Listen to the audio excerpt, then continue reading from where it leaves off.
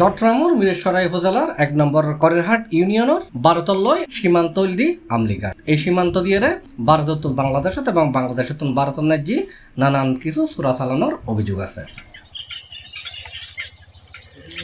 আর ইদানিং আমলিঘাট দিয়ে ভারতত প্রচুর পরিমাণ চিনি চোরা হারবের বাংলাদেশের ঢুকের। আর ইউনোর নেতৃত্ব দেয় মফিজ এবং জামাল নামের স্থানীয় দুই ব্যক্তি। ব্যবসাটা আপনার কন্ট্রোল করে জামালে মফিজ সহ। আপনারা কি লেবার হিসেবে যান? আমরা লেবার। কত টাকা করে দেয় আপনাদেরকে? এই এক বস্তা 200 টাকা করে দিই।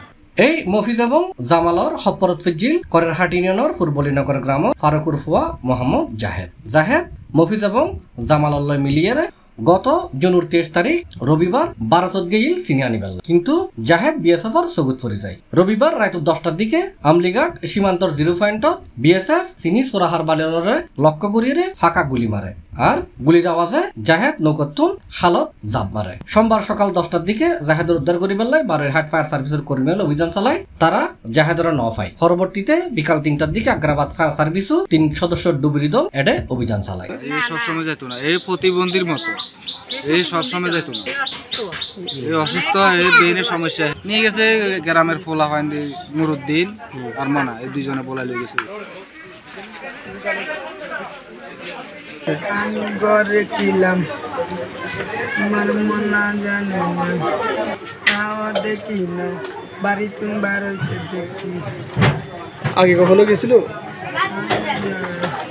এদিনও জাহেদরে ফানো যায়। অবশেষে জুনের 25 তারিখ মঙ্গলবার সকালে এলাকাবাসী জাহেদর লাশ নদীর ন্যায্যে বাইতু দেখিয়ে পুলিশের খবর দিলি পুলিশ আয়েরা তার লাশ উদ্ধার করছে। এই বিষয়ে জোরারগঞ্জ থানার officer in charge OC Abdullah Haruni জানাই, এটা কি কোনো গুলির চিহ্ন আছে লাশে? বিএসএফ কে কি কোনো সিটিমিটি দেওয়া হয়েছে? এই বিষয়ে কোনো প্রতিবাদ দেওয়া হয়েছে বা কোনো কিছু হয়েছে?